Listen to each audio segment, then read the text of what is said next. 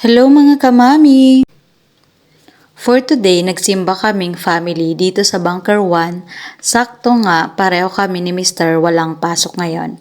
At nakapagsimba kami kasama namin si Bebe Emrin, ang nag-iisa naming anak. Ito nga natapos na din yung misa. Nag-bless lang yung mag-ama ko kay Father at nabedensyonan din kami.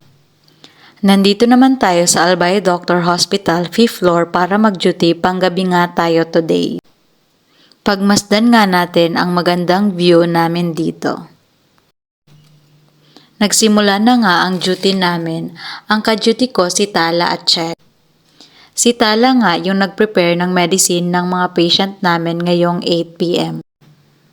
At ako naman ay nag-check ng mga order ng doktor kaninang umaga kung lahat ay na-carry out na. Dinagdagan ko din yung mga doctor order sheet, nurse's note, medication chart at IV flow sa chart ng aming mga pasyente. Thank you for watching. Don't forget to follow.